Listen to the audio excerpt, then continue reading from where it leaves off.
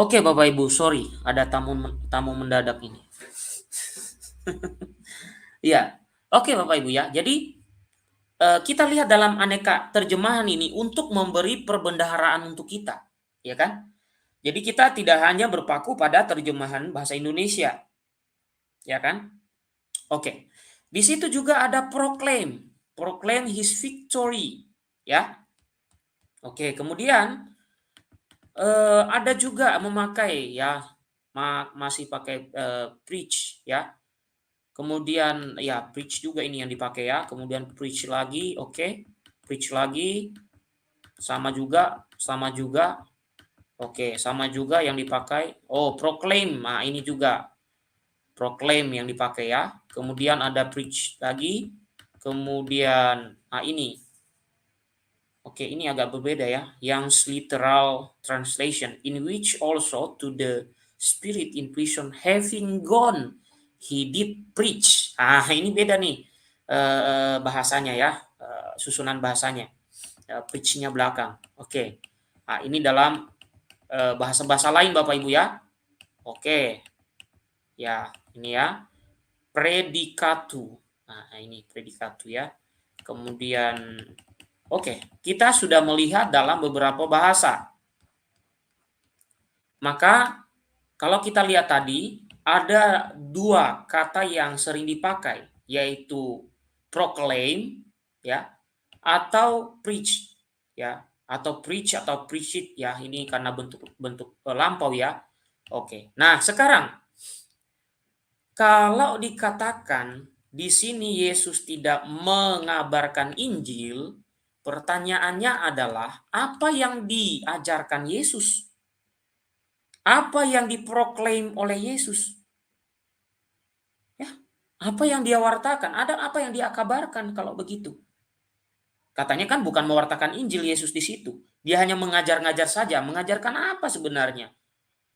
Dan Injil itu sebenarnya apa? Kan pertanyaannya itu, Bapak Ibu. Apakah Injil yang dimaksud bom-bom itu hanya kertas yang dia punya di rumah itu? Apakah itu maksudnya? Berarti kalau itu yang dimaksud, ya nggak mungkin lah Yesus membawa kertas di alam maut sana. Nggak mungkin dia bawa kertas itu sementara belum dibukukan waktu itu.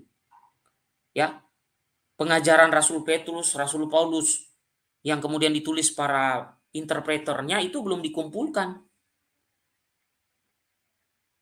Ya, jadi apa sebenarnya inti dari Injil itu? Dan siapa sih sebenarnya Injil itu? Injil itu sendiri adalah kabar sukacita, kabar baik. Tentang siapa? Tentang Yesus. Siapa Injil itu? Yesus itu sendiri. Lalu mungkin ada yang mengatakan, oh begitu, oh kalau begitu yang kita punya itu bukan Injil. Iya, itu justru sebagian dari Injil. Ya, sebagian dari Injil. Kenapa? Itu kan terbatas pada pengajaran para rasul saja itu yang dicatat. Ya.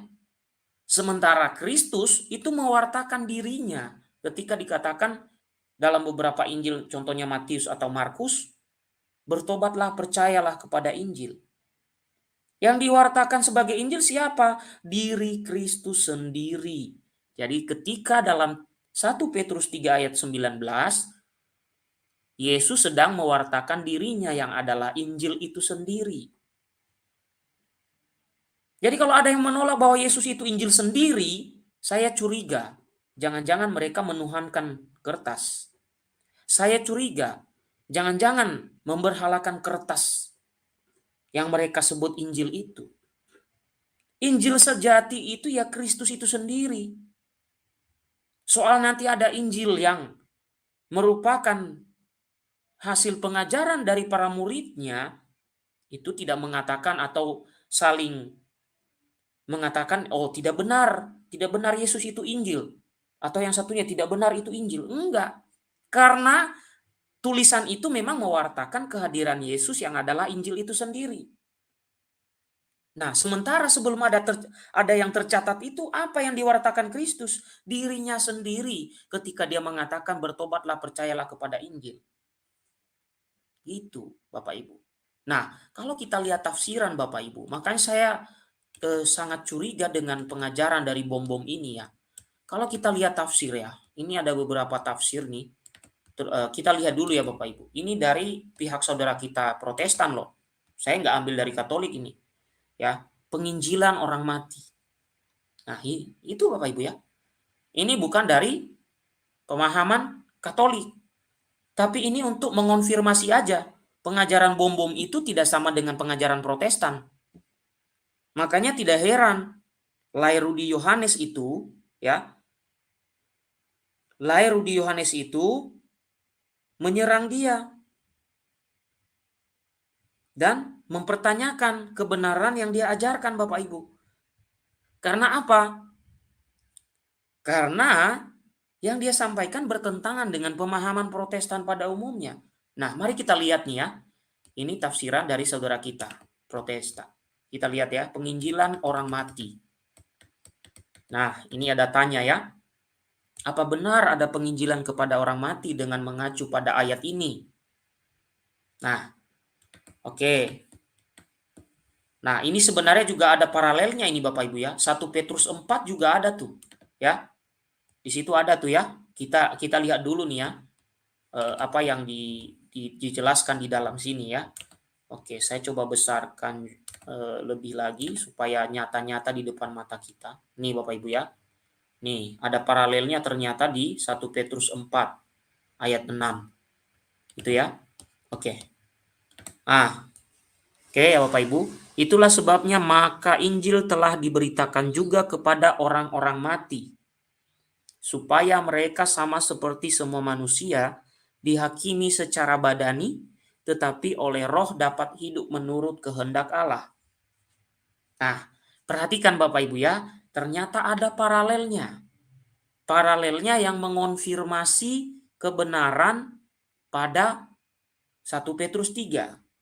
Pada 1 Petrus 4 juga ada ayat 6. Oke? Nah, kalau ada yang masih mendukung bom-bom juga, waduh, saya tidak harus berkata apa-apa lagi Bapak Ibu ya. Di situ sudah nyata-nyata di depan mata kita. Oke?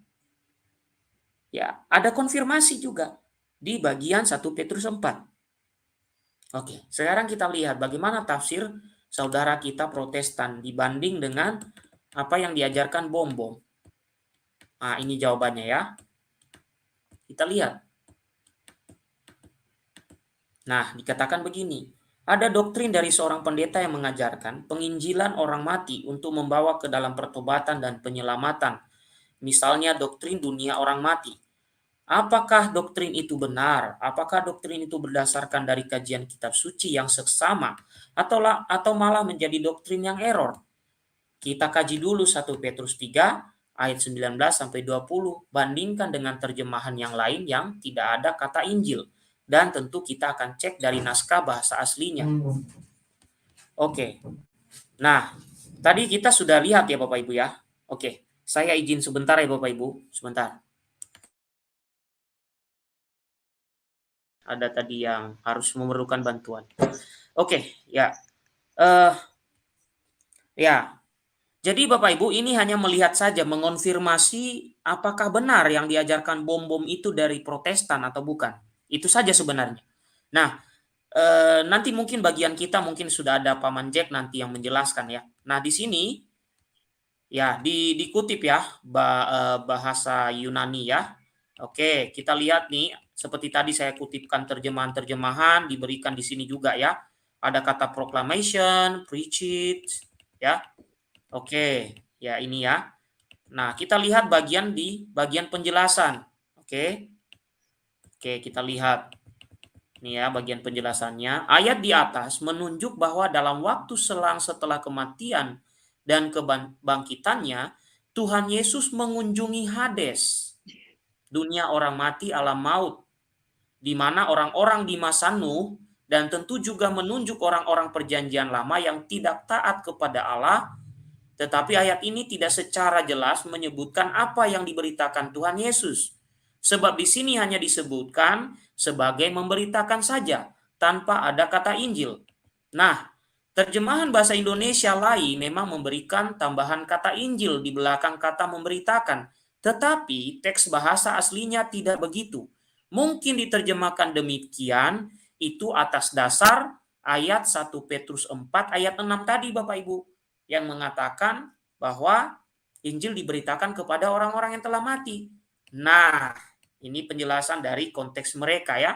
Kata memberitakan Injil dalam terjemahan lain diterjemahkan dari kata ya ekeruchen yang berasal dari kata keruso yang dalam PB biasanya menunjuk pemberitaan Kristus tentang kerajaan Allah atau menunjuk pemberitaan murid-murid Yesus tentang kebangkitan Kristus.